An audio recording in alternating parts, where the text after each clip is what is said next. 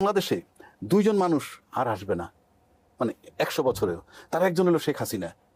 আপনি হাজার চেষ্টা করলেও এরকম একটা মানুষ, এরকম ভিন্ডিকটিভ নেচারের, তার বোন যে রেহানাকেও যদি দেন, হাজার চেষ্টা করলে সে হাসিনা হইতে পারবে না। এগুলো ওয়ান পিস। 100 বছরে আর একটা আসে কিনা সন্দেহ। একই কায়দায় ইউনূস সাহেব এক পিস, আপনি 100 ইয়ার্সে পান কিনা। মানে এক স্বর্গ নরক শয়তান আর যাই বলেন না কেন, আমি ওই অর্থে বলছি। আমি তাকে শয়তান বললেও আমার ভুল হয়, মানে আমি তার নির্মমতাটা আমার কোনোভাবে সহ্য করতে পারছি না। একটা মানুষ কি কইরা পারে, আজও তাদের একটা অনুশোচনা নাই।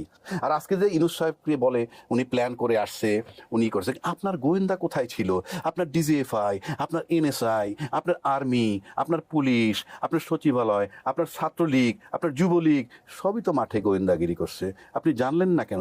That is the miracle. যখন আপনাকে আল্লাহ পাক রিজেক্ট করছে, এটার মানে হচ্ছে আপনি যেহেতু আর ফিরে আসবেন না সেটা নিশ্চিত করেই আপনাকে বিদায় দেওয়া হয়েছে। আপনি যদি ফেরত আসবেনই, তাহলে যাবেন কেন?